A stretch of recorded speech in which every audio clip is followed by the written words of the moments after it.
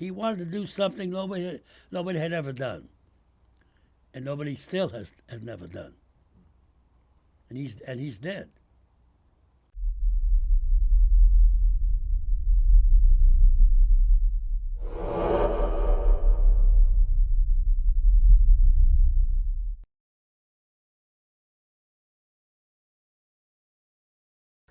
Our guest this week on Veterans Chronicles is August Bolino. He is a World War II veteran of the U.S. Army Air Corps.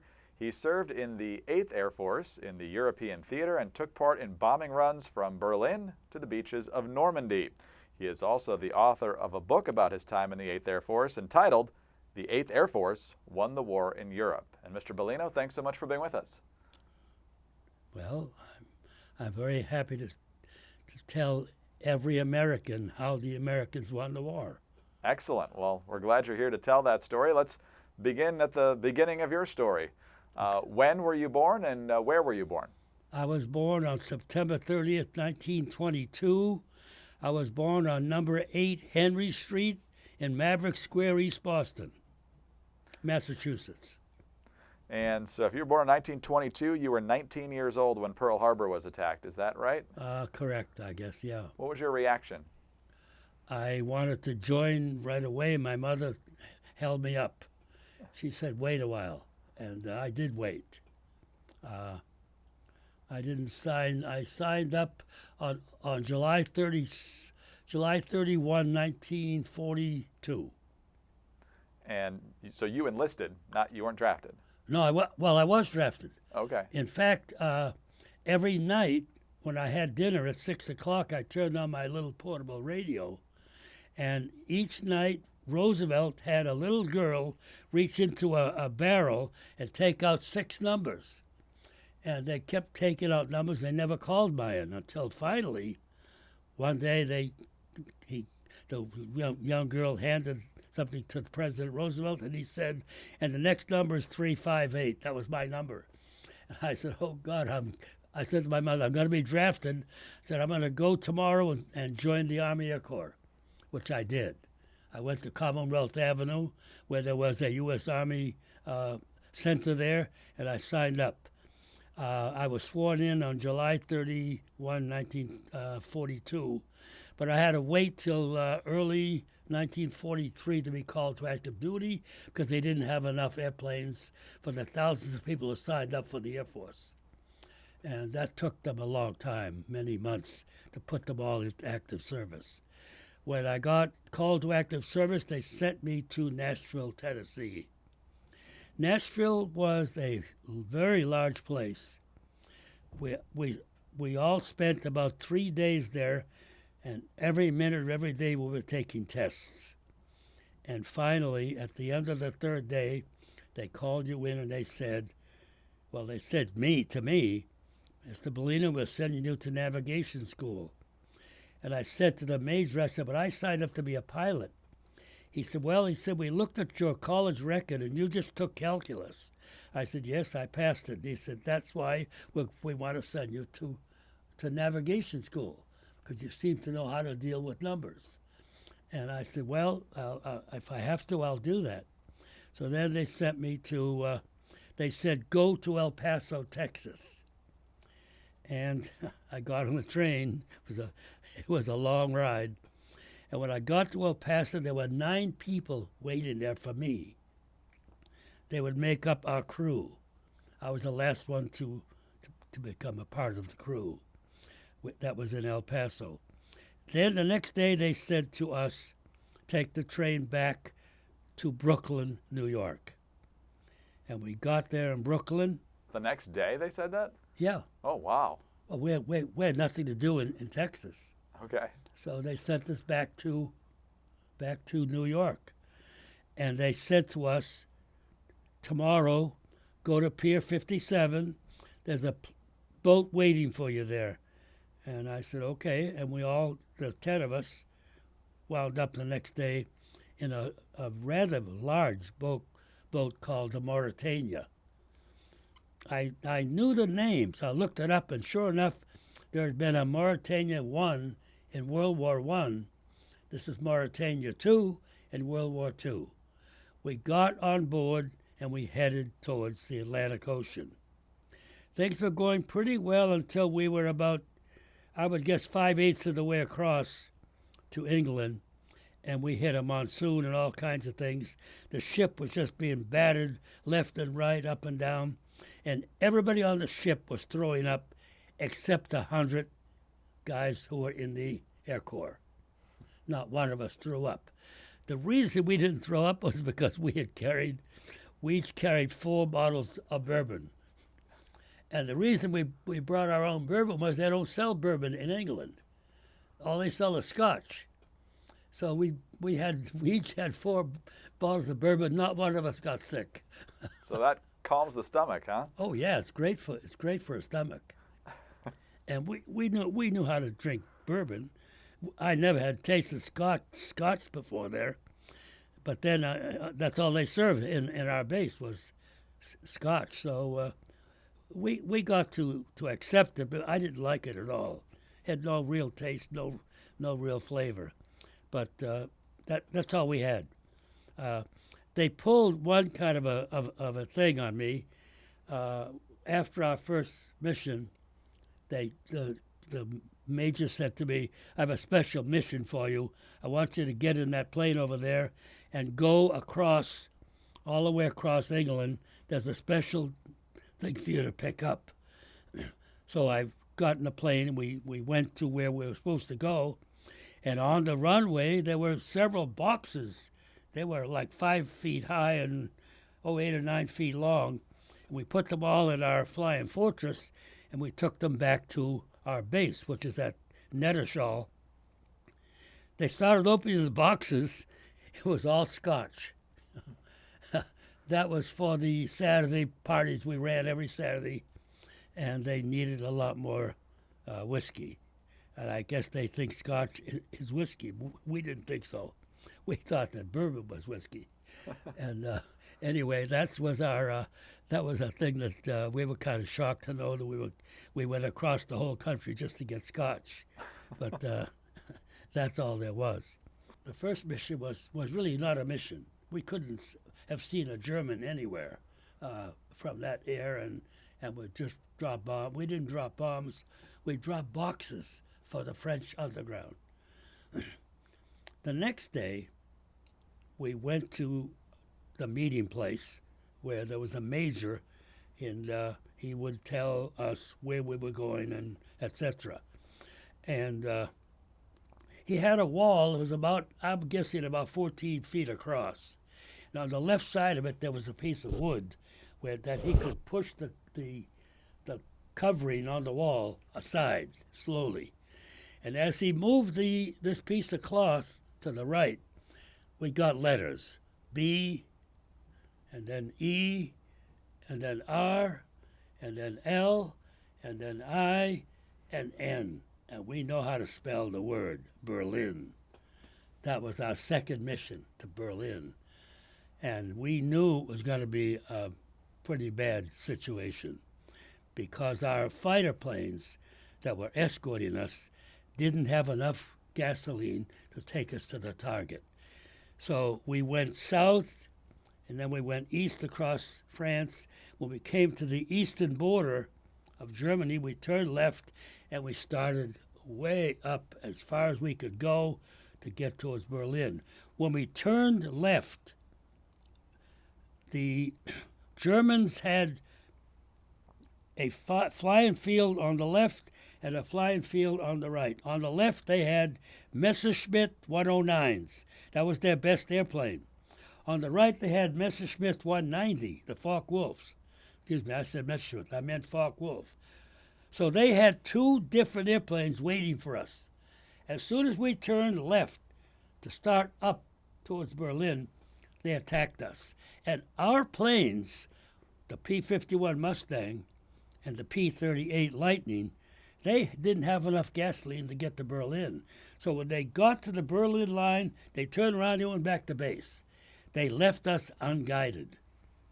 And I think that was a mistake, because a flying fortress, we have 8 or 9 guns, but we have a hard time knocking off a plane is coming at us at 240 or 50 miles an hour. So the advantage turned to Germans. We went up to Berlin, dropped our bombs, we caught fire to the city, and we got back home. And then we realized, when they counted the planes, we had lost 57 bombers. That's 570 airmen. That's a very big loss, 570. And the reason was that our fighter pilots did not have enough gasoline to take us to the target. When we got out of our airplanes, the colonel, he greeted us over here, and then a sergeant came by, and he said to the colonel, he said, you know, Colonel, he said, why can't we build something like the shape of a barrel, maybe bigger, and make it the length of the wings of these airplanes and fill them up with gasoline and bracket them under the wings of each airplane? And the colonel said, that's a pretty good idea. We'll do it tonight. They had one hangar in which they could repair airplanes and they could make things.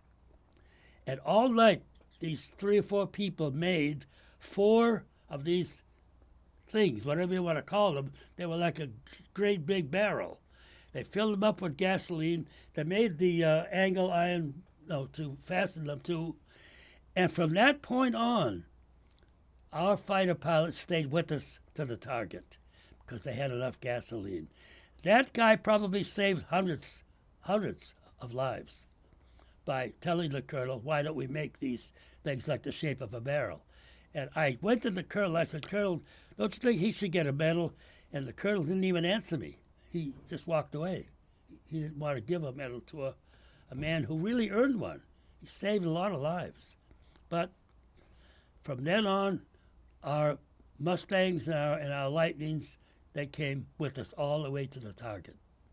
And that made it a fair fight, because then they could shoot down a few of the German planes along the way, and we were safer. So to me, it was a small thing, but it was a big thing. It was a huge thing. Because we now had 2 fighter planes that had rather large gasoline tanks under their wing, they could take us to any place we had to bomb. That was a vast improvement, and that could have saved hundreds of lives. All right, now, one of the missions I want to talk about gave me a Distinguished Flying Cross. The mission was to Liège, which is in Belgium. Liège was the capital of Belgium, and it had factories completely surrounding the city. And so when we went to briefing, the major said, you ought to go to Liège and destroy all those factories, because they are providing the German with things that will harm you, and you must destroy those factories in Liège. So we went south, and then we went east. Well, actually, we didn't go very far east. We stayed more or less in the west, and Liège was just west, a little bit west of Germany, and there was a road all the way up the whole country, and we learned where to turn left into that place, and we started towards the capital of Liège. We got within an hour of the capital, and they shot down the lead plane. Lead plane had a colonel in it, and a leading navigator, and a lead pilot. They were the top guys. They were shot down.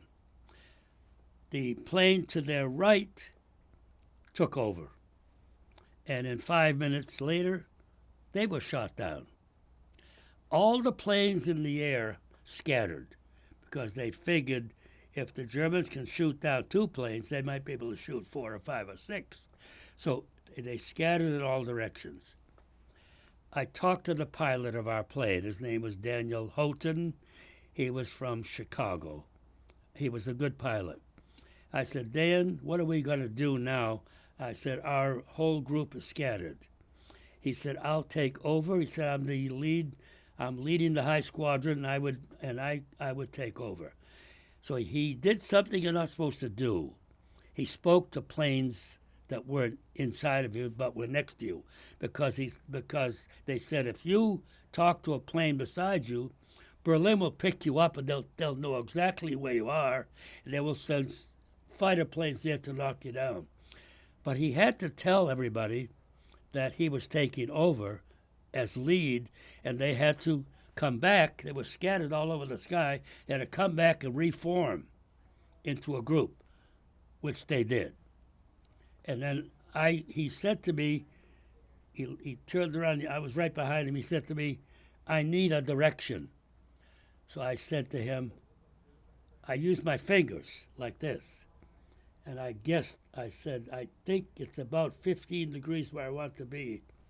So I said, try 15 degrees. He said, okay.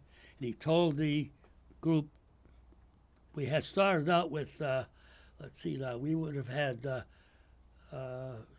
we would have had 18 airplanes, and we wound up with only 16. And so he said, he spoke to the guns all around him, which he wasn't supposed to do.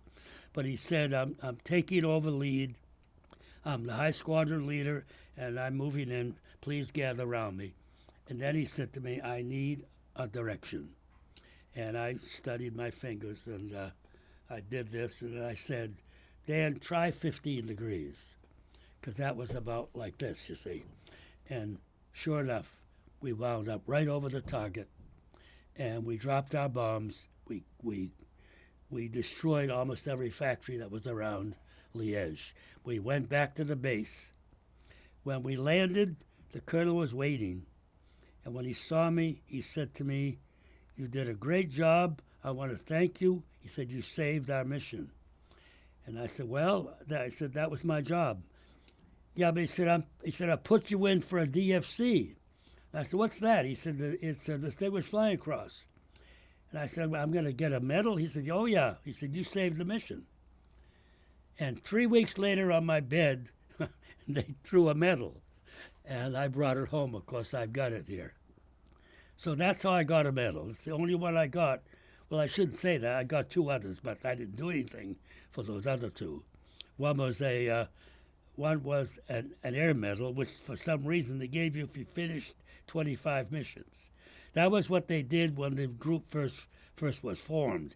They flew 25 missions. Any plane that could finish 25 missions got a medal. So I got a medal for finishing 25 missions. And then the third medal I got because it was a European theater, I think was what they called it, medal. So I wound up when I left the Air Force with 3 medals, and they're home. I hide them because I don't want my sons to get at them. They all 3 of them want all 3 medals, so I have to hide the 3 medals. I don't know who will ever get them. They'll have to decide that after they bury me. In order to talk about D-Day, I have to talk about five generals who were planning it. They were in a building in London on the 4th floor, and there was a window, and under the window there were 5 letters: S-H-A-E-F. And for a long time, I never knew what those letters stood for until I kept asking people, and somebody knew. They stood for Supreme Headquarters, Allied Expeditionary Force. Now, there were 5 generals up there, and they planned every mission. There were 2 French and 2 British, and we had 1 general there named Dwight Eisenhower, and they voted him to be in charge of the meetings there, and they planned every mission. They told us when to go. Now, in order to understand why they know so much, I have to go back in time. September 3rd, 1939. What happened then? The Germans World are War II invading. started. Yep. Now, when World War II started, Germany invaded Poland. The British did something that was truly spectacular. They sent 300 spies to Germany. Every spy spoke perfect German. They were told to walk the streets, learn what they could every day, and then around midnight send the information to the 8th Air Force in England. So every day, sometime close to midnight, but usually about 11:30, these spies would gather up all their information and send it to the 8th Air Force. They would learn, for example, a very important thing for us. If the Germans moved their anti-aircraft guns, we ought to know that. Because if we didn't know that, we would fly around a gun that we thought we were going around, but if they moved the gun, then you could be shot down. So that was an important thing that we learned every day, whether the Germans had moved the anti-aircraft guns. I will say this, and I think everybody will agree, they were the best anti-aircraft gunners in the world because they were 25,000 feet below us. And they could shoot a shell so that it would go up and then it would turn this way and hit the target they were aiming for, which was always a B-17. They kept downing B-17s everywhere. And we had to do something about it. And what we did about it, of course, was to send fighter planes out to destroy those guns on the ground. Now, these 5 generals, no one knows this, I don't think, declared D-Day to be on June 2nd. They chose June 2nd because they didn't realize it was going to rain for 5 days, which it did. It rained 2nd, 3rd, 4th, 5th, and 6th. It didn't rain on the 6th. It's only 4 days of rain. But it's the rain I've never seen in my lifetime. The rain was as big as a silver dollar. It was coming down in buckets. You could go outside for 1 minute, you would be totally drenched. You couldn't do anything. We sat in the briefing room from 7:45 until 4 p.m., and they said, go to your barracks. That was the 2nd. The 3rd, we duplicated the 2nd. The 4th, we duplicated the 2nd. The 5th, we didn't duplicate the 2nd. We did something else. On the 5th of June, we sat in the briefing room till 5 p.m. We thought they would send us back to our barracks, but they didn't. They kept us waiting there. We waited 5, 6, 7, 8, 9, 10, 11.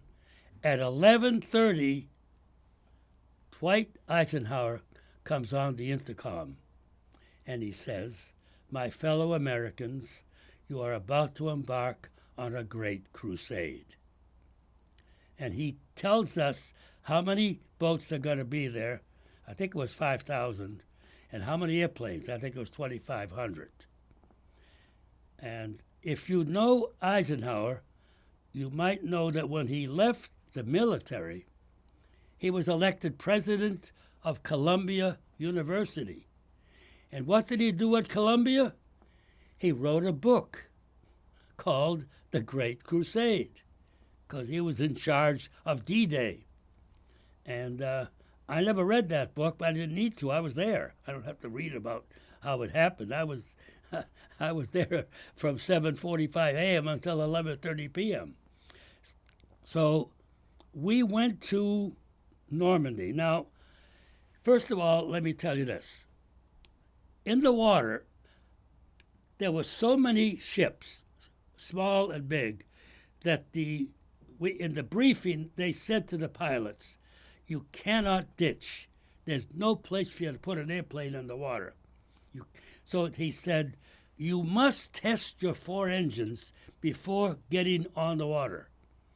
He said, because you would simply crush several people if you tried to ditch because there was no water. There was nothing but 5,000 boats of every size. They covered all the water. So that was one thing. The second thing was they said when you start heading towards Normandy, you should test your guns. I had 2 guns. Everybody had guns except the pilots. Pilots were the only ones who didn't have guns. But everybody else had to test their guns. And they said that if your gun jammed, you really wouldn't have time to fix it. And they suggested that you turn around and go back home. And 2 or 3 planes did that. They tested their engines and the guns, and they said they weren't working properly, and they made a U-turn, and they left the gang. It was a gang of planes. Now, when they took the beach of Normandy, it was sort of like this, and they divided it into 3 parts. We were assigned to the 3rd part, which had a name, Pointe du Hoc. I don't know what French means, but I have no idea I know what point means, but not hoc. Whatever, if you know French, then you can help me. I do not know what the word means, but we were to bomb. Each of those 3 places had a 16-inch gun. And a 16-inch gun, I mean, it's that size. It's huge. And how they would think a 500-pound bomb would destroy a 16-inch gun is really beyond me. I mean, it was just a waste of shells. We had 12 500-pound bombs.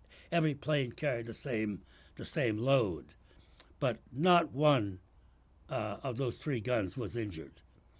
So we dropped our bombs, and we went back to base.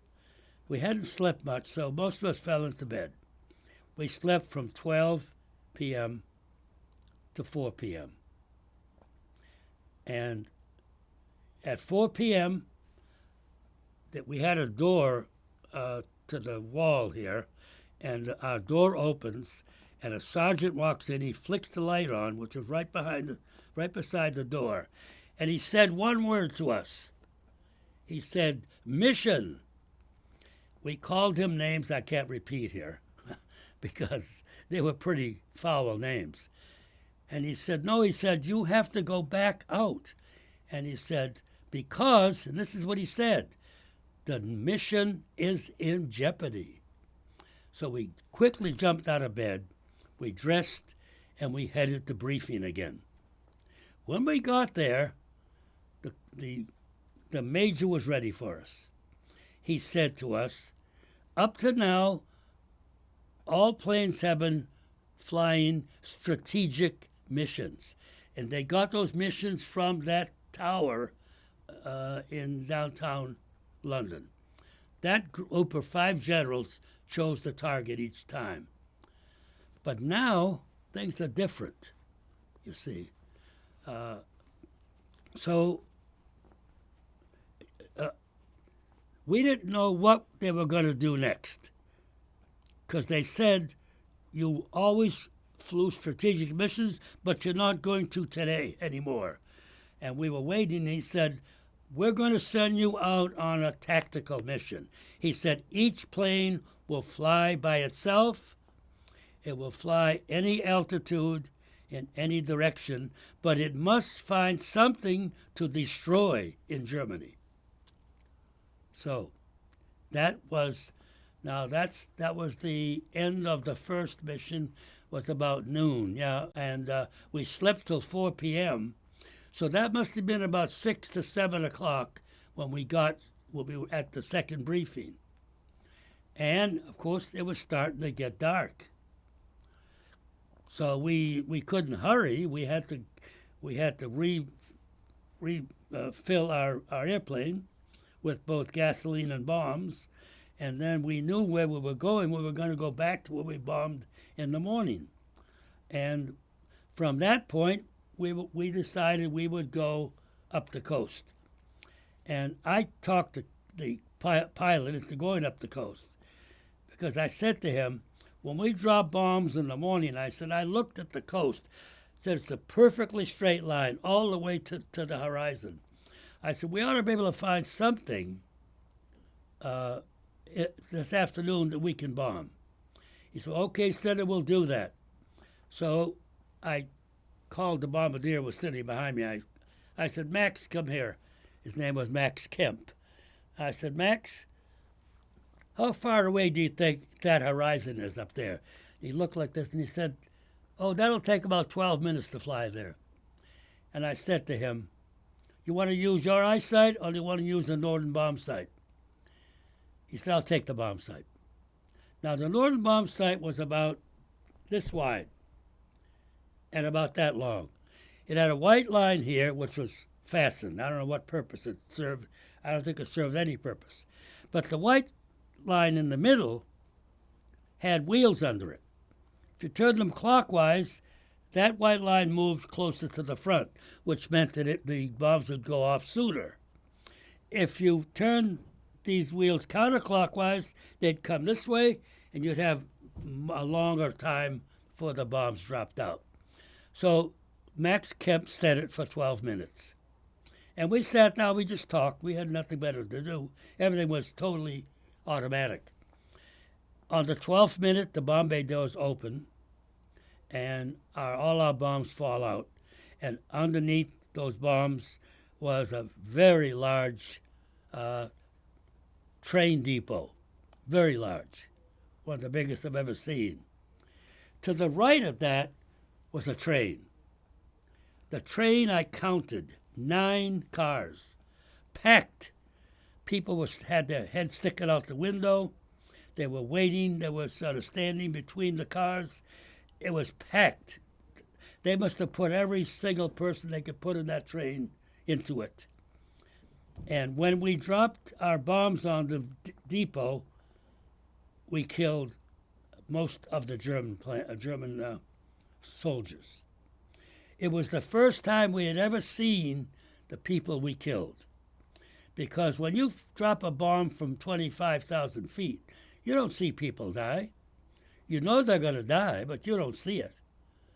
They're small. They're like a small dot. But this time we watched them die, and it was not a good thing that you'd want to watch. I was glad that we won that part, but yet you're sorry that you can see so many people dying, but most of them died. And so we went back to our base, and we had accomplished our mission, which was to destroy something. That's what the major said. You must find something to destroy. We destroyed 2 things, the depot and a train. That train was heading south, which meant it was going to kill Americans. We were aimed north. So we were not, I don't think we were too sorry to have killed all those Germans, but eventually it had to hit you when you think that you would wear it like 10,000 feet. We could see everything perfectly, and we watched everybody die. It's the only time in our World War II experience that we could watch people die. It happened on D-Day. So we went back to base. We got there. I think we landed at 11:35 or something like that. And I spoke to the pilot, and I said, Dan, are you going to be able to see the runway? He said, I don't know. He said, it's pretty dark out there. And I said, what do you think you're going to do? He said, we got to land. He said, we don't have enough gas to go anywhere. So we have to land. So he said, I've got to find a place to land. And then he said, I know some places, because we land in the same place always. He said, if we could find those places, we could land properly. So apparently he made a circle a couple of times, and then he saw something he knew, and he put the plane down. He did it beautifully, and we were all safe. And that was the end of D-Day. The second mission saved the first mission, as I would rate it, because we didn't do a darn thing in the first mission. Now, I want to tell you what I learned about D-Day, and I had to go back there to learn it. I asked my wife probably 10 times if she wanted to go to Paris so I could see what happened on D-Day. She said no every time. Then it was in August, and I forgot the exact date. She's in the kitchen, and she says to me, "We should go to Paris." And I almost fainted because she had said no to me 10 times at least. And I walked in the kitchen. I said, "What'd you say?" She said, "We should go to Paris." She said, "You've wanted to go see where you bombed." I said, "We should do that right now. The weather's nice." And so I got 2 tickets to Paris, and then we got a bus down to a place called Pointe du Hoc, where we bombed. And I told my wife, I said, "Stay on the sidewalk here. I'm going down this." The gun went down at a 45-degree angle. And I went into it, and I realized why we could never destroy that gun.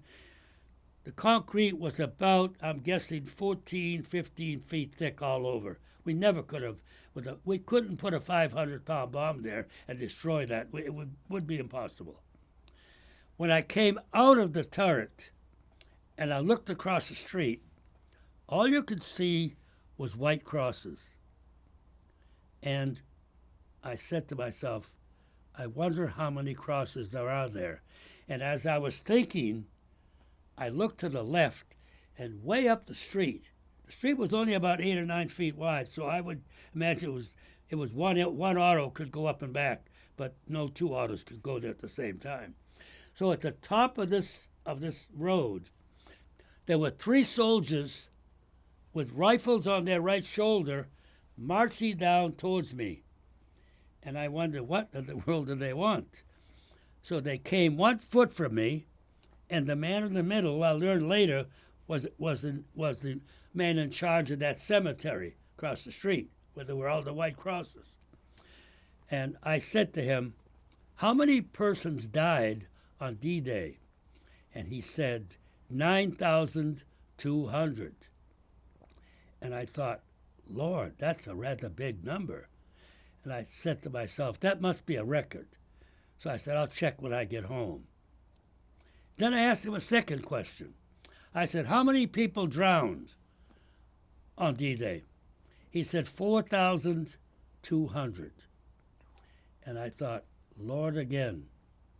Now, I must tell you about these 2 numbers, 9,200 total and 4,400 who drowned. And I've got to tell you 3 different stories now. They're all involved in those numbers of 9,200. First was they had some glider pilots. Glider pilots, as you know, don't have an engine. They get pulled by a plane with an engine. Once they get off the ground, they can fly around in the air with the glider. A lot of them crashed. They crashed onto rooftops, to the sides of buildings. They crashed in the street. They crashed in railroad tracks. They crashed all over. That was the first one. Second, the guys who, what do you call them? They have the paratroopers. They were at about 3,000 feet only, I think. And they jumped out, and their chutes opened, and they were coming down extremely slowly. I mean, they were just floating in the air like this. And on the ground, more and more German women showed up, and they had something in mind. We found out what they had in mind when they went into the house and brought out pitchforks. They were going to kill the paratroopers when they landed, and they did just that. Everyone who landed was jabbed 3 or 4 times with some kind of a pitchfork. And I don't know how many of them died. No one knew, but they had the number. They must have had the number later. So that was the second thing that went wrong. The third was by far the worst.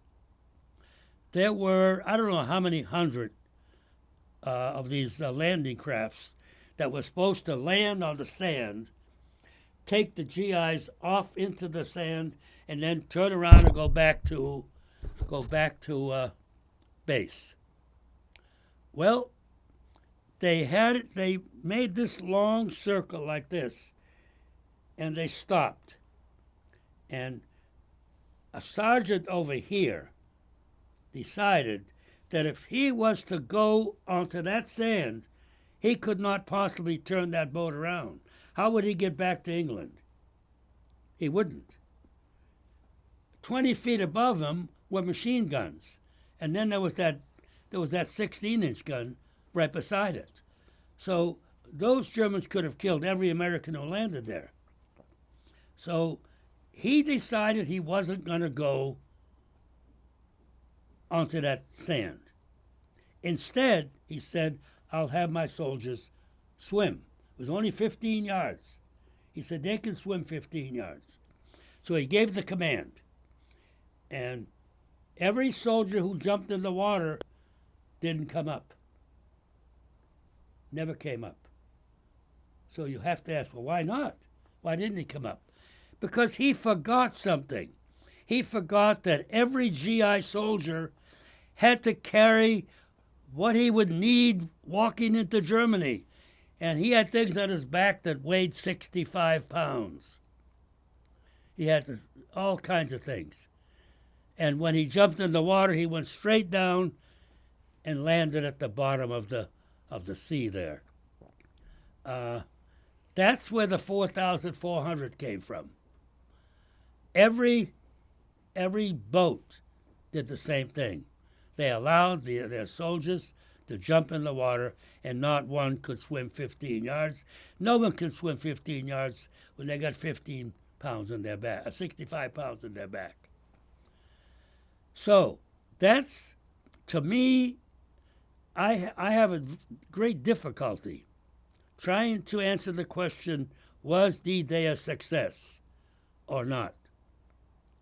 The only answer I can give is that it was a failure at first, but was a great success in the second mission. So that the best you could say is that it was a neutral kind of event. We didn't gain anything. Now, what we gained took place in June 7th, 8th, and 9th. What happened then? The Army Corps of Engineers came by. They made a road in the water, and then there was this 20-foot high thing which had machine guns on it.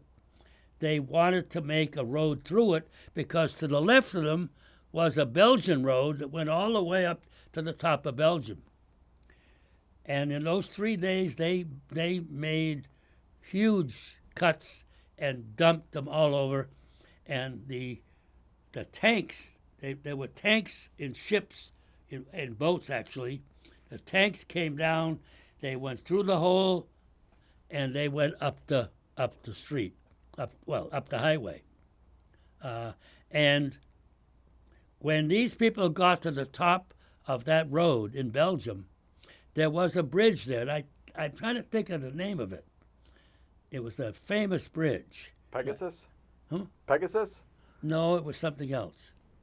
Something else. Anyway, our soldiers started walking into Germany. To me, that's the beginning of the end of Germany, because that's when every day American soldiers were marching into Germany. And with the help of the Air Force, I think that said goodbye to the Germans. They did kill a lot of Americans, but we killed far more than they did. So that was, I think D-Day in one sense was a success, but it came after D-Day, not during D-Day. During D-Day, there were too many people getting killed, 9,200. By the way, when we got back from our visit to Paris, I went to Google and I typed, what is the largest number of soldiers who were killed in one day in combat?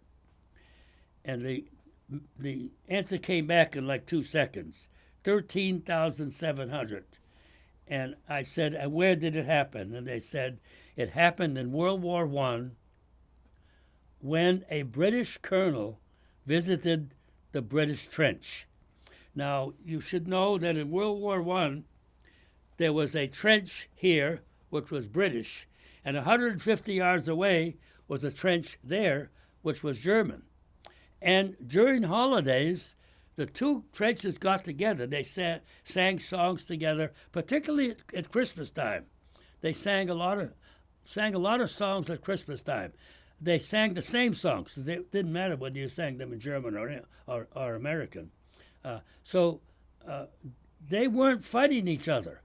But this colonel wanted the British to fight the Germans. So he says to the major who's in charge of the trench, he says, I want those soldiers marching towards Germany here, right over there. You can see it, he said. So the major gives the command. All soldiers get over the trench and march towards Germany. The Germans, they didn't tell anybody, but they had put in 12 machine guns along the whole trench. It was a long trench. It was a very long trench, and they needed a machine gun every few yards, or maybe every city block or something. I don't know how they measured it, but that's how they got 13,700 British dead soldiers. The soldiers had to walk into machine guns. That was the stupidest colonel I've ever known in my history. How in the God's name did he think they were going to walk into machine guns? And our 9,200 was the second largest. And I suppose that's good news. We don't want to be the first one. You have to go higher than 13,700. That to me was, I couldn't imagine that a colonel would demand that those British soldiers walk into those machine guns. But that's what happened. So that's the end of, to me, that's the end of D-Day. Now, I don't know how I would rate D-Day. Sometimes I think it was not a success. Because really, 9,200 dead is not a successful mission. Not when you have airplanes crashing and you have gliders crashing and boats sinking and everything seemed to go wrong, except for the second mission. Every single airplane destroyed something in Germany. So I would say that if the second mission is so good that it must have counteracted what was bad about the first mission. And so in that sense, D-Day was not a total loss. Mr. Bolino? Yeah. Just about out of time here, but we thank you so much for your time. When you look back at your time in uniform, what are you most proud of? I haven't worn my uniform since since August 2nd, 1945. I don't wear it. It's in the closet. But when you think about your service, what are you most proud of when it comes to your service? Oh, my service. Well, I'm flabbergasted that I could get a darn medal. I don't know why I got a medal, because I didn't think that I should get a medal, because the pilot got all these planes together and form a new group. I didn't do that. All I did was give them a 15-degree heading. And the colonel thought I was the one that saved the mission. But I don't think so. I think the pilot did. Now, I don't know if he got a medal. If he did, he didn't tell anyone. Because I found my medal on my bed 3 or 4 weeks later or something. I don't know. I don't know why I got a medal, but I couldn't turn it down. Hell, I mean that's a pretty good thing to get a medal. But well, one of the things we hear a lot from veterans is even after they've been honored, they talk about the other person who they think was the real hero in that situation, and that's exactly what we just heard from you. I think the pilot was the hero. Exactly what I'm saying. He right. got them on the intercom and said, "Rally around me," and they formed another another group, only the group was less than 2 planes. That's all. But then he said to me, I need a heading to the target, and I did this, and I was using my fingers that way, and I said that's about 50. I said try 15 degrees. It went right over the center of that city, Liège, and so in a sense we both should have got a medal. I don't know if Dan got one. He was the hot shot. He said no German will ever shoot him down. Said that every single mission until he volunteered to fly a second tour, and on his 7th mission of the second tour, his plane was blasted out of the sky. He was killed. So Dan never did what he wanted to do, was to fly 2 complete tours of duty. And in one sense, I thought it was kind of stupid. He's lucky to have survived 30 missions. He wanted to go through 30 more missions. When he got to number 7, he was killed. And I was sorry for his wife. She was a young woman, a beautiful woman. They had a small child, and he's blown out of the sky. He ceases to exist.